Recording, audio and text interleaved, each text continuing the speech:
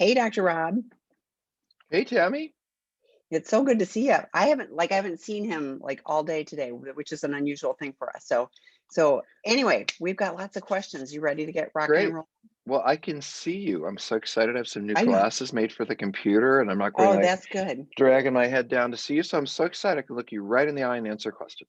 Well, and you also had a pair that one time, I think they'd messed with the lenses and they turned into sunglasses. And so that was kind of a, Yes, that was yeah. part of the 2-month escapade. COVID's affected everything, and your optometrist is one of them. But I can see you really well. Let's Yeah, I get was gonna say, and started. there's no glare, so I like it. Okay, this is from a female. I find myself sad when I have feelings of joy, whether that be watching a favored, loved movie, listening to a song, or right after sex. I feel an overwhelming sense of sadness. Is it due to lack of trust? Is the in this example, a line from a song popped into my head right after sex. Making love to you was never second best. Is that reflective of my disbelief that he's satisfied with only me?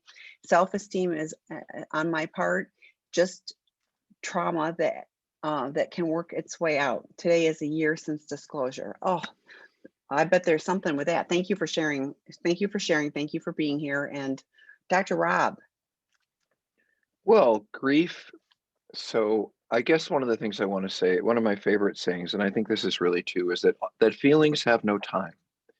So if my dog were to die today, I would be grieving, but I'd also be thinking about, or at least feeling the death of my mom, the death of, it all kind of follows itself. So, there may be moments in a movie or in a moment where you might be a little sad in the past, or you might have felt a little touched, but now those feelings are all tied up with what you're dealing with, and it just gets pulled into all of it.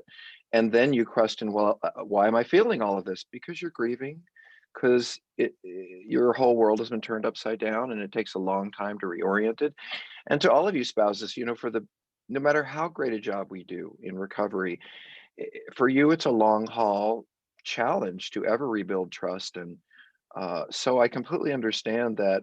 And another thing, where you might have sat with that movie and reached out to that man and took his hand and you would have comforted each other, you're on your own now, at least in terms of trust and feeling. So I just would be kinder to yourself. I don't think there's anything wrong with you. I would always think about, by the way, depression and how am I functioning in other areas of my life, really important. Are people saying to me, you're doing okay? Or, gee, you seem kind of, check it out with other people. But beyond depression, I mean, a year is not that long.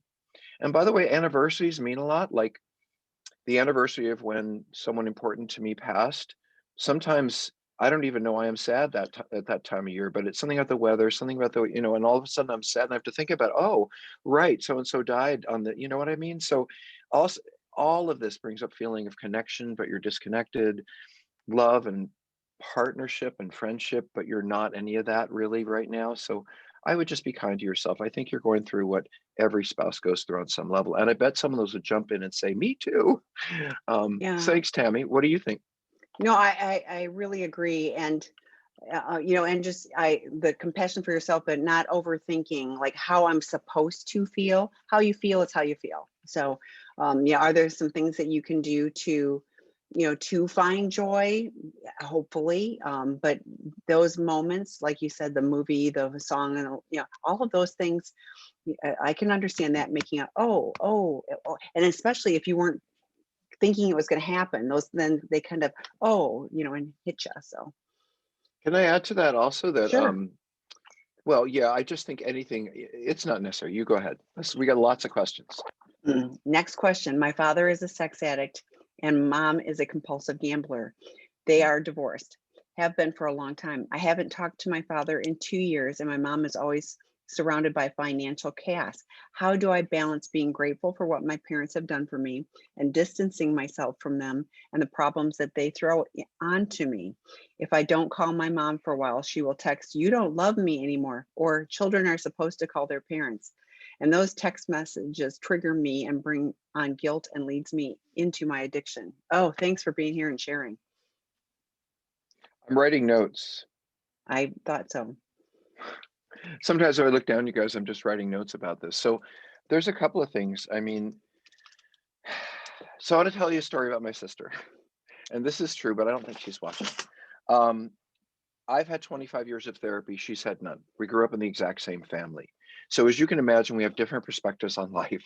And when issues come up that are difficult or troubling to talk about, what I usually hear is, why are you bringing this up? Why are you talking about it? In other words, I'm in a relationship where I always feel like I've done something wrong. It's my fault. It never feels good. And I decided that I wanted to keep that relationship because this was an important person to me. So Thanksgiving, Christmas, being in touch, that was good. Spending a lot of time together, not so good. So I think a lot of it is about boundaries. So what I did in that situation, I would go have dinner and then I'd stay at a hotel. I would limit phone calls to a certain amount of time. I would have boundaries for myself that left me feeling maybe a little more distant, but still connected in ways that worked for me. I took control over how that relationship went rather than letting it just happen to me. And the other thing I wanted, and by the way, parents in particular, the one thing that I say to all the clients, and I'll just say this to you, I really kind of like thinking about this way, is we all love our parents. We all value our parents. We all, whether they were good or bad or right or wrong, there's always a part of us that will love our parents. So the question is, especially in treatment for us at our treatment center, how do you pick apart the pain, the anger, the disappointment, even if you're not aware of it? How do you get all the way there while still respecting and the people who raised you and the fact that they did? And the way I think it's best to look at it is this way. I think that in my case, my parents did the best they could to love me. I mean, they didn't know how to parent. My mom was mentally ill, whatever the issues were, but they did their best. And full sentence, full stop. And it wasn't what I needed. They did their best, but it wasn't what I needed. So these people who raised you, maybe they want some kind of connection, but it may not be one that's healthy for you. So I don't think you have to blame them, shame them. You just have, in fact, what they're doing is irrelevant. What matters is how you're approaching this issue. And by the way, all you spouses, this is true for your addict spouse as well, is how do I be around them and be respectful, and we have kids or whatever, but also keep myself safe and have that kind of boundary. Um, there is one more thing. Oh, I just want to say one more thing. I don't know if you think about it this way, but your parents were mentally ill. I mean, I know we don't like to hear this, but I'm old enough to have enough experience to say this. Addiction is a form of mental illness. I mean, like any other mental illness, like depression or anxiety gets triggered under stress. We have to constantly monitor it. We have to make sure we're taking care of it. I mean, it really isn't that different in terms of our emotional lives. So a different way of thinking about your parents might be, both of my parents were quite ill. They were really troubled and disturbed. And if they're still around, and they still are, that's a much less kind of pejorative thing to say about them. And it makes me feel a little bit better. Like, oh, I wasn't just raised by these parents who could have done something about their addiction but didn't. I was raised by people who were too ill to do what I needed from them. So anyway, that's my big answer, is you can respect and love these people, and you can also see that your needs were greater as a child, not greater than any other child, but greater than they could give you. And as a result, there are deficits. Tammy, I'm not sure if I got everything, but Well, I've got more. So good. codependence. Dr. Rob wrote this book about loving people who are broken. You may find it's not your fault, it's not your responsibility, and then this one, neglect the silent abuser. It's for parents, like Dr. Rob shared. Sometimes they just don't have the capacity to parent what you needed. The other thing, and you don't say if you're male or female, and that doesn't much matter, but Dr. Ken Adams did a podcast with Dr. Rob about enmeshment, and what I felt with mom is, the you don't love me, you need to be close to me, you need to be here and take care of me despite the negative consequences for you. So Dr. Ken Adams did on Sex, Love, and Addiction podcast, did a podcast with Dr. Rob. I would invite you to look into that. Dr. Ken Adams has Overcoming Enmeshment website too, and more information. You can always email me, Tammy, TAMI, at seekingintegrity.com if you want more information on that. But that's what I picked up, was the enmeshed possibly too. So Narcissistic parenting. It's all yeah. about the parent.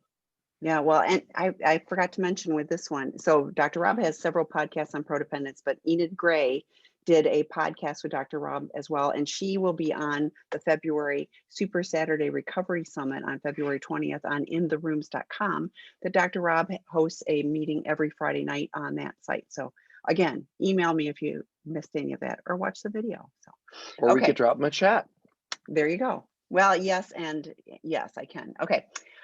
Next question. I am a love addict and cannot seem to rid myself of obsessive, blaming, negative thoughts of my ex, who I had a 6-month affair with. She is engaged and I am single. Can you share any practices to calm my ongoing running thoughts? Well, I don't know if I can do that, but I'll give you some sort of thoughts about this, which is I run a lot into, and again, remember Tammy said at the beginning that we may not specifically answer your question, but we're answering these questions in a way that might help everyone. So I can think of a number of occasions where I've, as Tammy said, I've been on in the rooms on Friday night, and some woman most often a woman will say to me, "I don't understand why I still miss my ex. It's been 8 months or a year, and he was abusive to me. Like it was a really awful relationship. I shouldn't miss this person." And of course, connection is connection is connection. Love is love, and you cannot, just because someone is awful to you doesn't mean that the deep sense of love completely goes away. And when they leave and they go away, yeah, a 6-month affair is long enough to really want to think about, want to keep in your mind. And here's the other thing. I don't know about your childhood, but I survived on fantasy. I didn't have many folks I didn't get much care. So I had places in my head to go that made me feel better. And that's how I survived. And I would say to you that absent a loved one, absent that connection, absent the attachment, that we will in our heads grab for the most recent one. So in my loneliness, and which is fine, you're single, everyone's lonely, but love addicts, because the loneliness is so scary, we stay connected in our heads to the fantasy of what we had before, because at least that's better than being lonely. So you might say that this is obsessive kind of addictive thinking. There are two ways to address this. One, you could work a 12-step program around this. You could get a sponsor in S meetings. You could write about this. SLAA, Sex and Love Addicts Anonymous, is a great, I love that program, 12-step program. And when you have running thoughts and you're obsessing about someone or something, I can tell you the best place, in fact, for both of us, I think the best place that we find ourselves going is among a group of people who also obsess and get crazy and have negative thoughts. And then we feel better because we realize we're not alone. And I guess that's most of all what I want to tell you is what you're saying certainly doesn't deserve you being angry at yourself at all. Well, and I was thinking too, the more I focus on what I'm trying to not think about is the more I focus on that. So the more I get out, like going to a 12-step meeting, it's great because I get out of myself and I'm connecting with other Right. people. So anything I can do to turn my attention outward instead of what I'm missing, can be really useful for me. So Can okay. I just say one more thing about that? I Sure. mean, that again, I said turn to 12-step programs. Part of that is doing service. And honestly, as a therapist, I have to tell you guys, this is a little bit of a bad thing that's happened, I guess, over the years. But some days when things are really bad and I go do therapy with others, it is such a relief because I get to focus on them. And I'm really good at helping people with their issues. I grew up doing that since I was 2. The issue is I also have to be able to go home and take care of myself and have a solid foundation. I can't. But it is nice to be able to focus on others and help them. And you will feel better about yourself regardless of what's going on. Thank you, Tammy. That was right. That was good. Okay. Next question. I am the partner of an SA. He has been in recovery for 8 months and appears to be doing very well and is being very sincere. And I've noticed behavioral changes. Yay. I asked a question about a month ago about these relationships with prostitutes. My husband was exclusive with one for 6 years and a second lady for 2 years, and in fact, fell in love with a second prostitute. Part of Dr. Rob's answer to me was, my concern for you is that your husband split the relationship so profoundly to have a deep emotional connection with a sex worker. Could Dr. Rob expand on what he meant by this and offer some clarity? Thank you for all you do. Well, I think many of the female spouses' worst fears, in my experience, are that the addict fell in love with somebody else. I think that is, you don't like that we had sex with other people. You don't like that we lied to other, but one of your bigger fears is, do we have an emotional relationship? Because that really is that's an even more profound wound and thing to grieve over, I think, for anybody, but especially for how women experience their relationships. And And so, and so, um, I, I think your husband is broken in terms of seeking things from others that he already has. I mean, he's not seeking to have casual sex with this person or that person, or he may start out that way, but he ends up in this. Basically, what I see, and I'm so sorry to say this, is your husband's probably committed bigamy. He's been with you for years, he's been with someone else for years. It was consistent. He loved you, he loved them. We have a word for this. If all of you live together, we call you a throuple. Actually, that is the term for three people, but I'm being light. But the truth is, I think everything I read here, Tammy, and I know you're going to want to comment, 8 months is not enough time to come to terms with what's happened to you. I think what I hear is someone who's more focused on what he's going through, what he thinks, how he looked at things, and what he did. And I would really encourage you to shift your focus to how could this motherfucker do this to me and ruin my life? Excuse my language, but I like the anger in that. I like the intensity. I said it for a reason. Um, Sometimes I do couple sessions, or I do consultations, and I'm not doing therapy, but I do it. And I have to tell you, very often, and Tammy sets these up so she knows the people who call for them. And it's so typical that I'm in front of a couple for 2 hours, and this partner is angry, and you can see it, but they don't quite say it, and they don't quite hear it. And my role in that couple session is, or couples, what do I want to call it, evaluation, or just giving you information. Um, I often have to speak for the spouse. I also will say very direct things to the person who's been acting out, because the spouse really struggles with that. And I would say, love is a difficult thing when the person that you love destroyed your life. Remember the words I used before? So I would suggest you drop in on some of the spouses support groups that we run that are absolutely free. Um, and I would really spend some time reflecting on what you have given to the relationship and what you've gotten, and what your spouse has given to the relationship and what he's gotten, and then take a look at the balance. A lot of spouses say things like, he was so distant all the time, he was never really here. I have 3 children, but I felt like I had 4. I mean, when you really take a good look at what you've been through, I think there's going to be more there than he seems very sincere.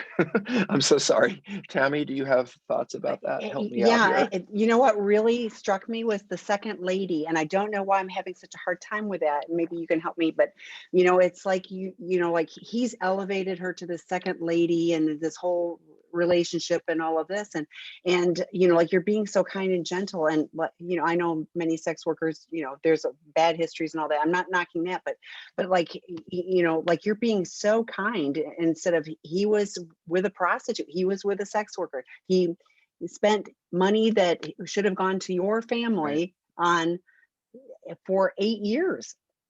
For 8 years, he was taking, and if you're ultimately rich, great, I whatever. But most people, that's a hardship for the thousands and thousands of dollars they get waylaid to support somebody else, for this fantasy relationship, that is not really real. So, but the second lady struck me. I want to just validate that, Tammy. It's not unusual for men to spend tens, if not hundreds of $1,000s on this kind of thing. And I think it is worth, and believe me, you spouses are very surprised when you hear that $45,000 somehow left your bank account or your kid's graduate, college account, and ended up in somebody else's hands. But the other piece about that, and Tammy really said it well, but I want to add to it. Tammy talked about the financial deficits that were stolen from you. I want to talk about the time.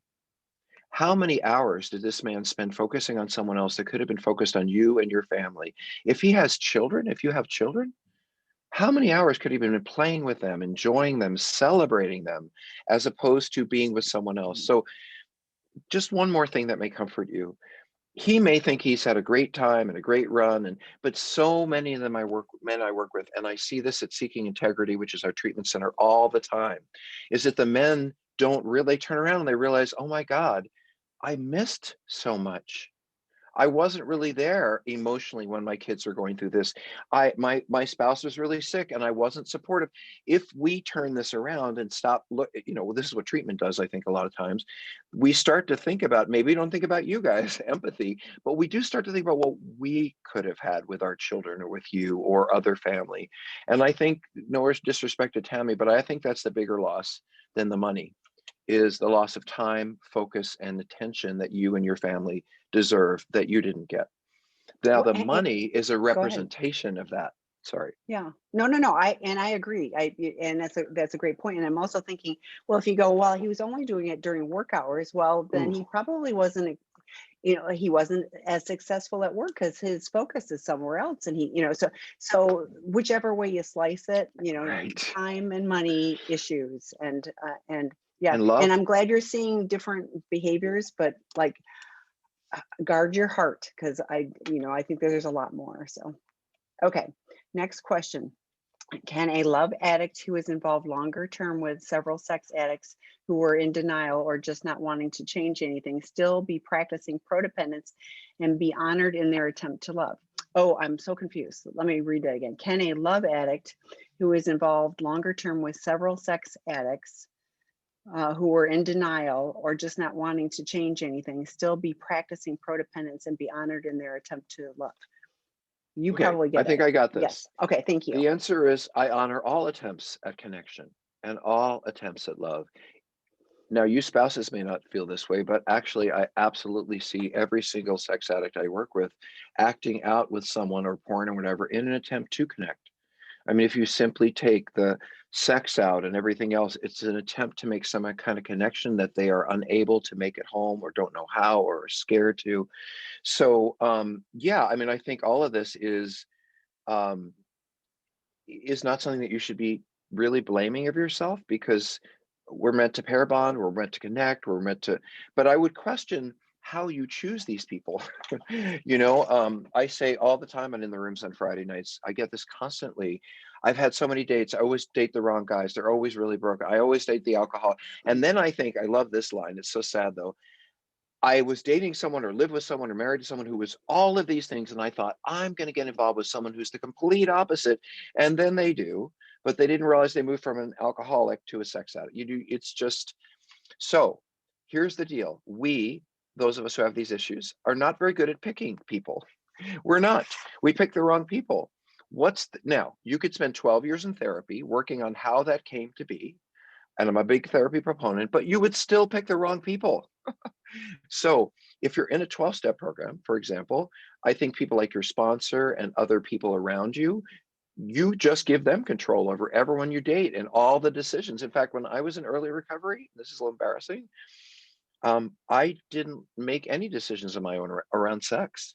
If I wanted to be with someone or myself, I had to call my sponsor and say, hey, I want to do this. Is this okay? And if they said no, that's what I listened to. So I think guidance, people get hopeless about always picking the wrong person. I say, why bother? Just get a bunch of people around you who know you and know what you want, because they're not falling for this person. And this is the problem of being a love addict. And I'll shut up, Tammy. I know I'm going on and on. Is that this is what it, let me just say what sex addiction is, what love addiction is, and how they're related. Sex addiction is, if I'm an active sex addict, I am objectifying. I am seeing people as parts. They're a butt, they're some arms, they're a crotch, they're breasts. And I just get really excited and intense about getting that object with me sexually. That's, I think, actually, let's call that undergrad for sex addict. Graduate school is being a love addict, but it's still not all the way there. And what is love addiction? It's when I look at someone and I don't see them clearly for who they are, because my need for connection is so great that I see them more for everything I think they can give me than who they really are. In other words, my need exceeds my intellectual ability to see who they are. And then I pick the wrong person out of need. And then a year or two later, I think, oh, why did I get involved with this jerk? Well, because you weren't looking clearly. You were just feeling your way into the relationship. So if you get lost in emotions and picking the wrong person, get a bunch of people around you to make those decisions. There are also dating coaches. And if you tell them about your experience, they're the real thing. They're live, they're good, and they will walk you through. I worked with a kid who had Asperger's. I mean, he had a really difficult time connecting socially. And we hired him a dating coach. And the dating coach would go into clubs with him and tell him what to say and tell him how to say it. And he would say, text this person this. And I just have to tell you, he's married now. So it does work if you get help. If you try to figure this out on your own, any of this doesn't work too well. So I'm typing in the chat. There is a dating site. Ken Page did a podcast with Dr. Mm. Rob, and he has, I think it's called Going.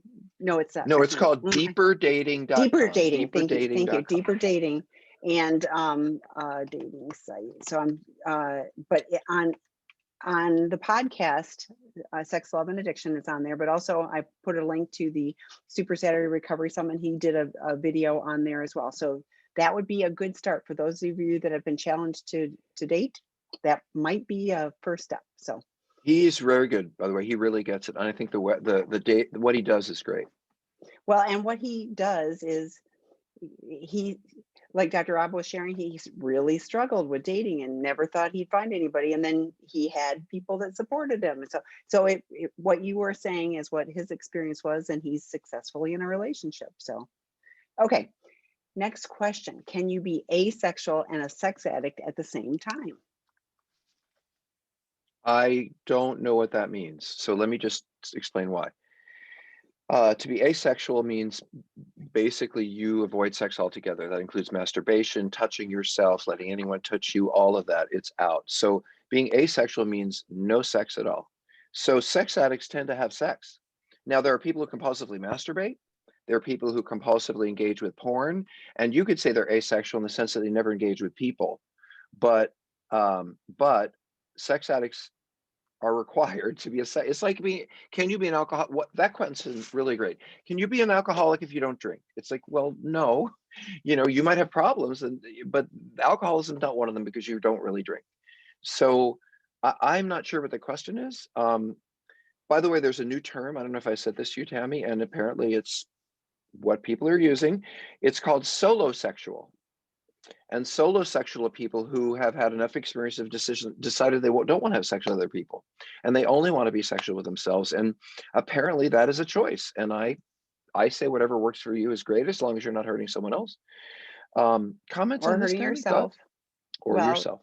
yeah, I mean, because there are people that have too much solo sex and hurt themselves physically. Yeah, so I think it would be a question of what you deem to be asexual. There are lots of people who only look at porn and masturbate, but do it so compulsively that it's problematic. Now they kind of we treat them at Seeking Integrity treatment program, but so more will be revealed. Email me if you've got questions. Okay, next question. It's been 3 years since D-Day. I'm the betrayed partner. I'm still with my partner. We have a 13-year-old daughter together. We live together. She knows we don't have normal loving relationship. We still sleep in separate bedrooms. When is it a good time to sit down and tell her why? Do you have any recommendations on how to tell her? Thanks. Do you want to start that one, Tammy? That's a big When is a question. good time to tell her? Never.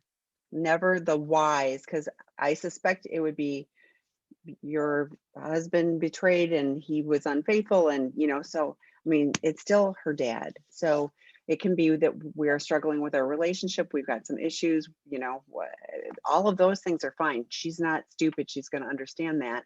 But please, no kid. I don't want to know about my parents' sex life, and I'm like way old. I just don't. So please don't further traumatize her.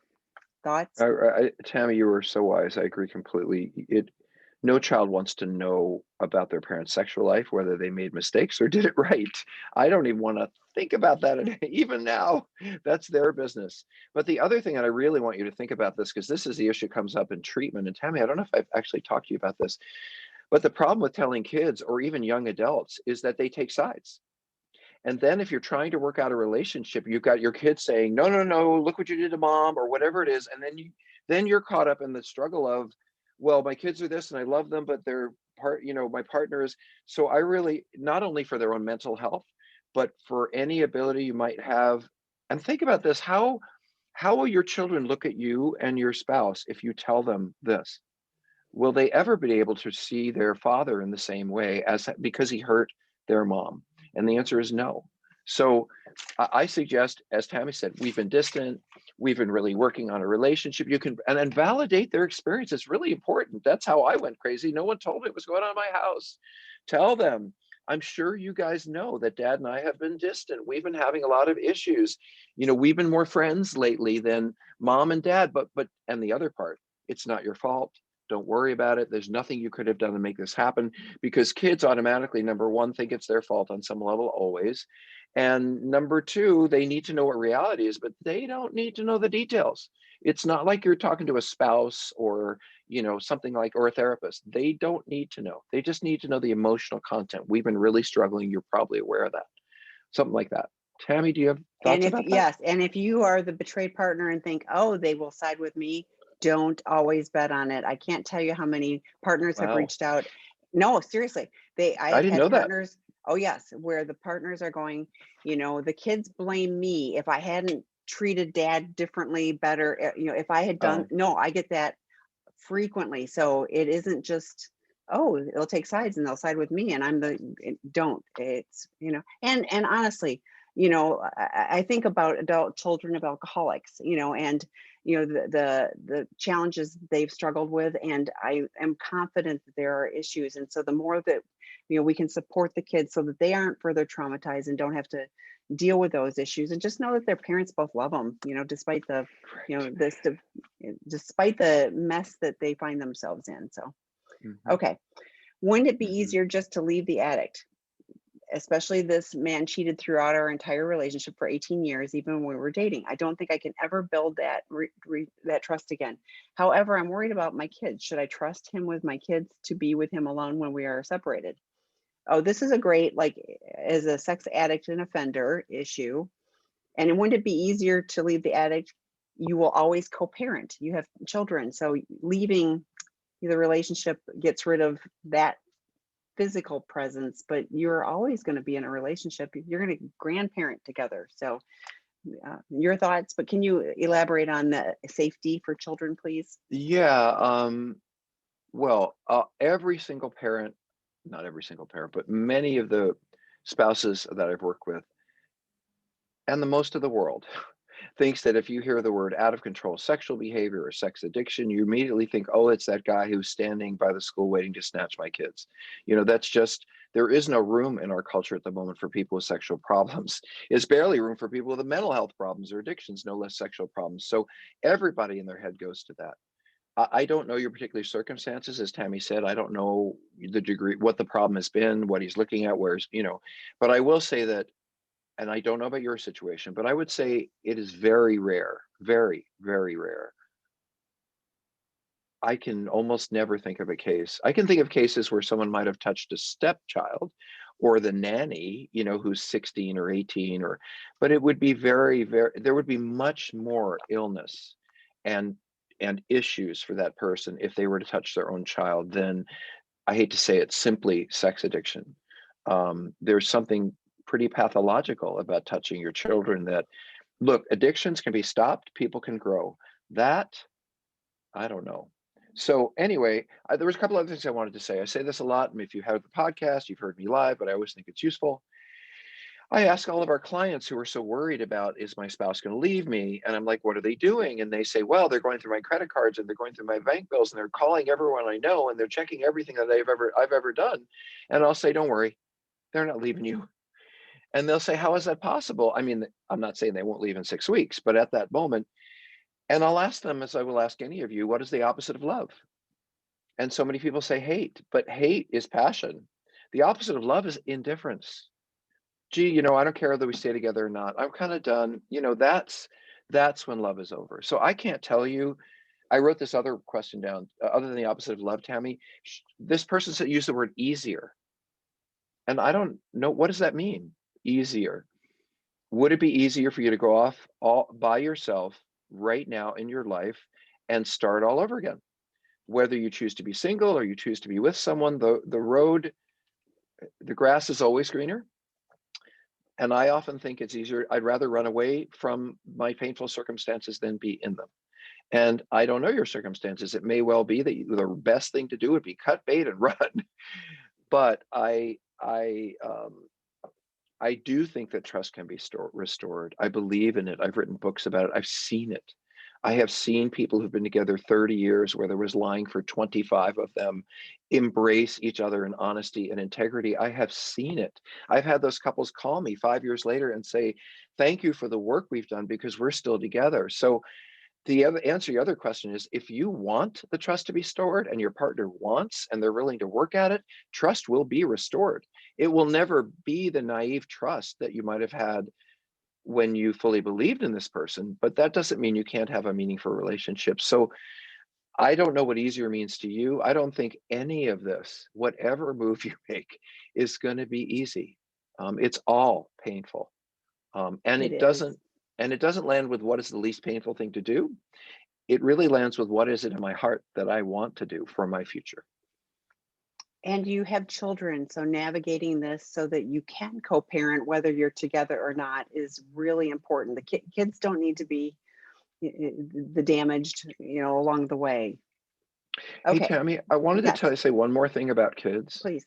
And I Hmm. know we've been talking a lot about our treatment center, but be honest, number one, you guys, 95% of our work is given away for free because we have a treatment center and it allows us to fund the rest of it. So if you hear us mentioning it, we're not doing big commercials, but we do want you to know this is how we earn our living. And whatever else we can do for you is completely free. But what I really wanted to say, because I wanted to say something about treatment is, Tammy, I don't know if I talked to you a lot about this, but one of the most, without question, the most significant, meaningful turnaround type things that happens to the men in treatment, if they are fortunate enough, if they have kids, if they have kids, they will begin to, they don't, it doesn't matter how angry they are at you, spouses, or disappointed, or this or that, but there's a doorway with their being parents and what they didn't do for those children, what they might have done for this, what they could still do for those children, what they might do as a grandfather. So understand that the person you've been with could be not a different person, but they can certainly live differently than the way you have lived. And I don't know if you can ever trust. I don't know if this person can ever be trustworthy, but I do believe in it in couples that are committed. I see it every day. And you are with somebody who's very broken. Every addict is very broken. We can heal, we can learn to do things differently, but it does take time and it takes the right support. So, okay, next Except for us, question. Tammy, except for us. We're not broken. We're glued together. I was going to say, there's a lot of super glue and Gorilla Glue on me. So, okay. SILA grad, yay, and still sober, yay. Found myself, SILA is our treatment program, Seeking Integrity Los Angeles. Found myself acting impulsively and breaking agreements in the process. Any advice on what to do when getting impulsive? Already on Lexapro, and that's helping, but it's still happening. Hopefully you're going to the alumni meeting tomorrow too and can get some support on that. We have 45 people in alumni group, or it's pretty amazing, 38. Yeah.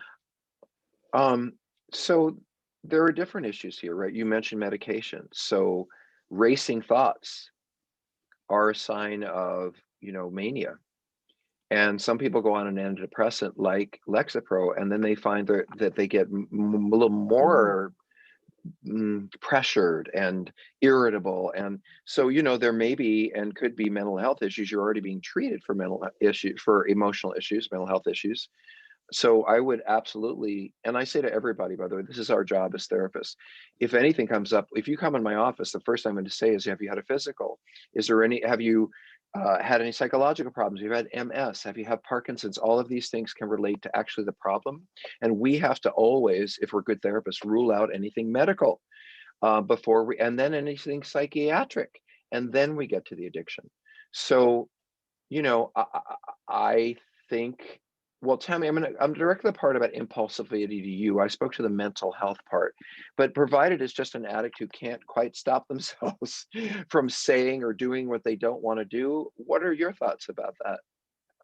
Well, to me, this is one of those where the medication, like I was thinking, it doesn't feel like it's quite the right dosage or the right fit or something like that. So, I would be looking at getting more support on that. I would also invite you to take that one to Dr. David on Wednesday night, because he's a master of like the medications and things like that. And he would probably be able to address that more. But please go on the alumni group tomorrow and bring that up too. If you aren't getting the right help, please, reach out to us.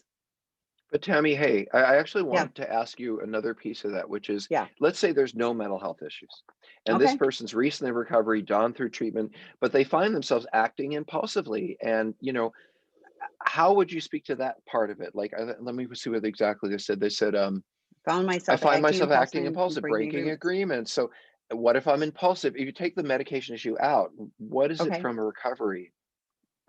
For me, it's slow the process down. Go talk to my sponsor. It's like, what do I need to do to be mindful? What do I need to do to like if I understand that I'm struggling with something, what do I need to do to give myself, the moment of clarity to go, that's not going to be a good choice. I need to go do this.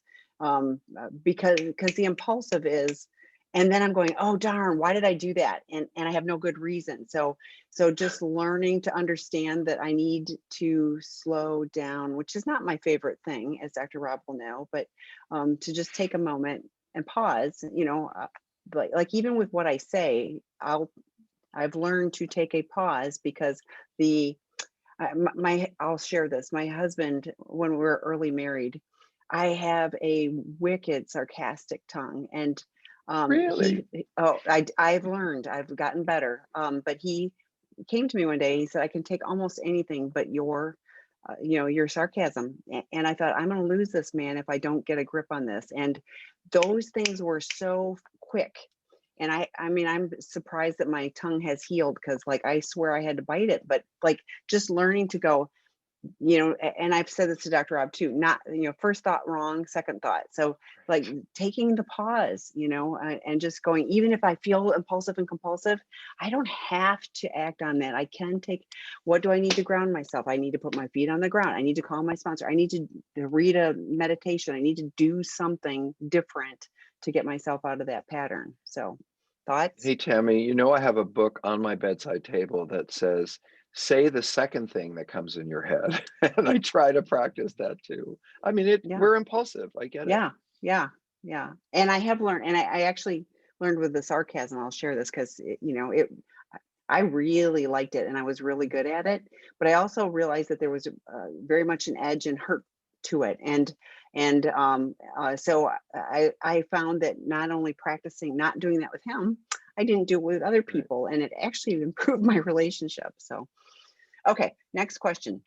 I'm a chemsex addict, and I'm finally accepting that the relationship that I was in with a straight man for the last 6 years has to be dissolved. During the COVID quarantine, we spent many hours and days, overnights together, and got even closer. And he became confused about the way he felt about me. He has decided that as much as he loves me and doesn't understand any of the feelings he has, and has ended our chemsex because he became involved with a female that he loves.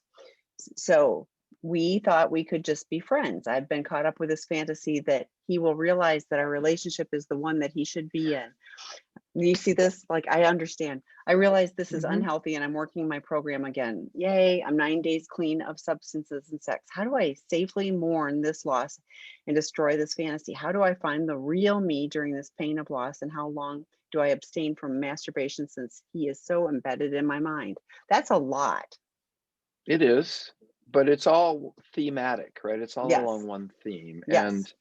And I'll go back to what I said earlier. You spent a lot of time and investment with someone, and you had a lot of hopes. And then when you're doing drugs, you got messages like, "Oh, maybe I love you, and maybe this is what I really want." And I can understand hold just as a forget the drugs, any of it, holding on to that, the possibility of love, the possibility of connection, regardless of the circumstances. However, when we look at the circumstances, the only time that this man has ever really been close to you is doing drugs and having sex. And ultimately, when he's not doing drugs and having sex, he wants to be with women. So I don't think that Tammy or I can make any recommendations on what you do with this relationship. It's what do you want to do with your life? Rather than thinking about, well, he and I and we, and I'd be thinking about who would I date if I was single? And would I want to be in the long term? Would I like to be married to a man or a woman? How do I want to have kids? Like, how do I want my life? Do I want a home? Do I want a dog? What do I want my life to be? I think that creating fantasy around the possibility of your future, which can absolutely come true, is a lot better than living in fantasy about the person that you will not have available to you. And I guess on some level, you haven't gotten that yet, because what comes after, in fact, I know Tammy said she relates to this, so I will say this too. I had one of the most intense 4-year relationships that I've ever had in my youth. I was seriously young, in love, passionate, all that. And and I found out over the course of a number of years that this person didn't want to be with me. And I mean, just wasn't available, didn't want to be with me, just was very confused about our relationship. Ultimately, after 4 years, said, I don't want to be with you, and left. So our relationship ended. And for about 6 or 8 months, I swear to God, I floated emotionally on, he's going to realize how important I was, and he's going to realize all the things we had, and he's going to pick up the phone and call me. And I waited in my head. I don't think it was that conscious, but I waited and I waited and I waited. And then one day, I don't know whether I actually talked to him and got it, that, or somebody talked to me, and I realized, just like the childhood I always wanted, that was never going to happen. I wasn't going to get that call. He was never. And then the part that you haven't gotten to yet, I was in tremendous grief because I'd been so passionately in love, and it ended, and I wasn't important enough in my mind for this person to hold on to. And guess what that brought up? How I wasn't important enough for my parents. So there's a connection here that goes way beyond your feelings about him, that goes back to early times, early in your life. And I bet as a child, you sat in fantasy wishing you had more connection and love from the people who were supporting you. Just something from me doing a therapy a long time. So I just think, bless you for staying sober. There is nothing more important. You will never find the love and the life you want. In fact, I'll say one more thing about that. Tammy, we had a client recently at Seeking Integrity who had a paired drug and sex problem. And because they'd used so much together and so much of their relationship, it was a complete distortion. They were like, I don't know, 30 years apart or something. And I couldn't help this person understand the challenges. I guess there's one other thing I want to say about all this. I always wanted to know what mental health is and what being troubled is. I always wanted to know it in like a simple sentence. How do you really think about that? And so I think after 25 years of being a licensed therapist, I've got this down. Mental health, and this includes addiction because that's part of mental health. Mental health is about being able to have a balance, a real balance between your thoughts and your feelings. That when I'm in my head, I can kind of use my feelings to guide me. And when I'm too emotional, I can kind of look from a distance and let my thoughts override my feelings. I'll give you an example with love addicts. We were just talking about, you guys. You get so caught up in the feeling and the romance, the intensity, that you can't clearly use your intellect to see who the person is. So you're unbalanced in relationships. That's why you need support of others to help you stay balanced. So for you spouses, this is also a real challenge because you're so emotional right now. It's hard to see. It's hard to see anything but the hurt and the pain, as is understandable. But pulling into your head and really looking at it, not as a personal wound, at least a little bit, but as an illness, is really hard to do. So anyway, I'm sorry, why it's hard for you guys, because you get very emotional, non-intellectual. One more thing, addicts, we're all in our heads and not in our emotions. That's our illness. Because if I'm an addict, I'm thinking I can get away with this. This will be okay. No one will ever know. I can handle this. I've got all kinds of intellectual thoughts about it. And this is one of the things about treatment. We confront people with the feeling part. How do you feel about not having fully parented your children, as opposed to, oh, I got away with acting out for hours and hours and hours. So anyway, I'm talking on and on, but I think this is helpful. Tammy, do you have any No, feedback? and I agree. And you're 9 days in, you're here. That's great. But please make sure you're making healthy connections. We have numbers of drop-in groups for men. We've got female addict groups. We've got all kinds of resources. Mm. So you sitting at home, and I'm just making this up, but you sitting at home for 9 days going, I'm going to stay sober today. I'm going to stay sober today. That is incredibly difficult and painful. So the more you are connecting with the resources, we've got all the podcasts that we've mentioned about 20 times today, but make sure you're connecting with other people who are like you. Dr. Rob mentioned SLAA. There are bunches of meetings There's a cruise control group on Thursday night, for gay men. Please, Dr. David does on In the Rooms on Tuesday night, a chemsex group. That's like the only one that I know of that is truly for chemsex, all free. So, please connect with those. And, we've got the work group starting and things like that. So there are resources, but I'm glad you're 9 days. That's awesome. One day at a time. But make sure you're connecting with real support as well. And I will add, I put in the chat for you a book called Lust, Men, and Meth. And Dr. David Fawcett, who is a consultant, I think he's a senior, I don't know what his title is. He's a Clinical advisor, yeah. Senior clinic, yeah. But Dr. Fawcett really covers our issues when it comes to, I kind of do the sex part, he does the drugs part, and his real expertise is in meth. And so he's written books about it. I do want to say one more thing about people who combine sex and drugs, or people who are trying alcohol and drugs. I know a lot of folks who've been to drug and alcohol treatment centers, and they really looked at their drug and alcohol addiction because everyone told them that was the problem, but they kept relapsing. And it wasn't until they got to folks like us where, and I really mean this, where we realized that there are underlying sexual issues, that this person hates themselves around their sexuality, or they're not really having sex the way they want to, or they were abused in some way sexually. And so people don't do drugs and have sex at the same time for no reason. Some people get high because that's the only way they can tolerate sex. Some people get high because they have so much shame after sex, it makes them feel better. Many, many reasons why these things are tied together. But I rarely see someone who has the kind of issues we have just go for drug and alcohol treatment and get better. They have to really look at, and by the way, for a lot of the gay men, homophobia. They were often raised in a very conservative, maybe perhaps extremely religious and they just learned to hate themselves for what they were attracted to. And even though they consider themselves out in the world, there's a part of them that really only enjoys sex when they're high because of all the self-hatred. So there's lots of pieces that go together. And I would, like Tammy, encourage you to hold them both in your hand, not just the drugs, but the relationships and sex too. And masturbation, wasn't there a question at the end of that about masturbation? Oh. Was that correct? Let me check.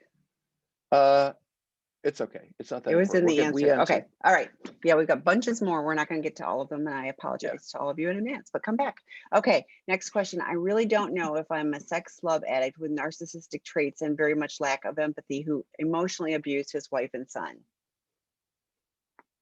Is that a question? Well, it sounds like half of a question. Yes. So I say this all the time. Addicts are all narcissists while we are in our active addiction, because we only care about ourselves and acting out and making sure that we get to do whatever it is we want to do, and we compartmentalize so that we don't think about that. So this really goes back, I think, to what Dr. Rob was talking about before, when he was talking about, the kids, when clients in our treatment program have kids and they can start grieving that they weren't there, but learn to, this is all stuff that you probably didn't grow up with, but we can learn to have empathy. Dr. Rob, I don't know about you, but like, I did not have empathy when I was growing. I didn't know how, but I've learned to be different. Recovery has taught me. So thoughts? Mm-hmm. Well, there was something in my head about this. Yeah, I just want to jump on what Tammy said. I do think that many addicts have narcissistic traits. And I do agree with Tammy that they are full blown when we're in our addiction, because narcissism is defined by I come first before everyone else. And that's what matters is me. And guess what happens when you're in addiction? What you want, the drugs, the alcohol comes first, the sex. And so that means you come first. So it's narcissistic by nature. The question is, can you begin to stop the behavior and gain empathy for others? And by the way, with a lot of, I don't want to give away all our treatment secrets, but one of the things I see a lot is men and women who are, well, we don't have women in our program, but I see men who are just filled with self-hatred. I can't believe I did this to my family. I can't believe I did this to, so how are my children going to look at me? How is ever anyone? And, I have to tell them to stop, because that is narcissistic. It's not the same as saying, I wonder what they're going through. I wonder what they're struggling with. I wonder how my behavior affected them. That is empathy. When you're in shame, which is, I'm so terrible, I'm so awful, how could I have done this? It's still all about you. And on some level, as much as people talk about shame, even Brene Brown would probably not say shame is selfish, because you're all in this bubble of self-hatred by yourself, and you're not really thinking about the situation that isn't just involving you. So Narcissism, sure. Traits, sure. Full on addiction, narcissism. But we can learn to be kinder, gentler people with integrity. And as Tammy said, she had to bite her lip, but she learned how to not attack, but lead with love. It's possible. Yes, we can learn. It's a process. Okay, next question. Hi, Dr. Rob. I'm SA with just over 2 years of sobriety. I've been seeing a CSAT for 1.5 years. Steve DeLuggage says hi. My wife and I have been separated for a year and a half. Also, the question is, how do I proceed with my betrayed spouse? We just tried to sit down, on our own to go over her 100 questions she has. I have answered them, but not to the degree of detail she wishes. She does not trust a thing I say because I've lied to her numerous times. Understandable. Well, Tammy, I'm going to ask you to take this one. I'm going to say, what does your therapist advise you to do? And what does her therapist, her support person, like these are the nightmare disclosures that I hate. I tried to answer all her questions. Tammy, No. don't cover your ears because then we Oh, can't. sorry. It's Okay. okay. Okay. No. Here you go. Yeah, yeah. You will never answer all her questions. Because she'll think of 100 more, and then it's just this ongoing process. So a formal disclosure, and I'm sorry, a year and a half. Dr. Rob has talked about this before. Like there should be a period of time. What is your plan? So you're separated. It's been a year and a half. There's not been a formal disclosure. To me, you guys sound stuck. I mean, I'm glad you're 2 years of sobriety. I'm not knocking that, but you guys are stuck. And so, what's on, what is the procedure and a formal disclosure, even though you've spilled the beans on some stuff, but I would really invite you to do that. Dr. Rob talks about this all the time, including with his peer case consultation group with other professionals. A good disclosure is a page and a half. It's not 100 questions. It's not all the gory details. It's here's the data so that you have a foundation on which to build. If there was sex in the home and, in my bed and whatever, I'm like, absolutely, with my best friend or sister, those are important details to know. But otherwise, it's data. I spent $40,000 with this, with the sex worker over 6 years. I'm making that up too, but it's that kind of data. So And please. I know we're running out of time, so Yeah. please excuse me, Tammy. I want to make sure I respond to this, and maybe we'll have time for one more if we have time for one more. What I'm struck by is, well, first of all, Tammy's absolutely right. Like the whole idea of disclosing. So here's how the addict's perspective is in this situation. Well, if I tell them more, they'll feel better. Well, if I tell them more, because you partners are saying, I just need to know this, and then all this, and I just need to know that. You see, this is the deal for partners. No insult to you guys. This is reality. You think that if you have answers to more questions that you will feel better. But the reality is the more questions you ask, the worse you feel. The more answers you get, the worse you feel. You're not really looking for the answer to every single question. What all of that is about is some kind of reassurance. Is this person really going to be with me now, or are they still? And it's also safety. They don't know what they've gotten or what they haven't gotten. So they're really taking care of themselves. And as Tammy said, both of you should be in therapy. Your wife needs help with boundaries and a lot of support for dealing with her pain and anger. And then for you, sounds like you got a journey. I wrote a book for you, by the way, called Out of the Doghouse. I'd recommend it. It is how men heal women when they betrayed and broken their hearts. How do they heal that relationship? Because I found men are not very good at healing betrayal. And the one more thing, Tammy, a year and a half. People have been separated a year and a half without a real plan or intention or focus or about how they're going to move forward. I'm not sure if you're ever going to back together. I've seen people separate for 6 months while they're really working on this, but you got a year and a half and you're still asking, things are still dribbling out. And I'm not sure how you would restore this relationship under the circumstances you're explaining. Yeah, and I'm really Tammy sad said because no. I'm really sad because I'm like a year and a half of being in the in between and not having a plan or a path to either move forward or get off get out of the relationship permanently. But to me it seems like you guys need a formal disclosure and a realistic time frame and a plan for if this, then this is how we would start dating again, whatever it is. So you want to try one more? or I it's actually was just time? going to Should say to we? the guys, and let me Yeah. just say to the guys in the treatment center that I know you're watching and I'm watching you, and I will be there tomorrow to work with you guys for several hours. And some people find that fear inducing, like, oh no, Dr. Rob's coming. Some people find it a comfort. I think it's a little of both. You're going to get challenged, and I'm really looking forward to meeting you. So I will see all of you tomorrow. And Tammy, maybe we'll catch up at some point tomorrow. I sure We hope need so. to. I got a little list. So Okay, thank you good. Thank all you, for folks, joining for us. We'll coming. be back again next Monday, but you can see Dr. Rob on Friday night. There's lots more. I'll be doing John Taylor's tomorrow. So And be find safe us. out We're there, here. folks. Yeah. Yeah. Be safe. Thanks, everybody. Bye, Dr. Bye for Rob. now.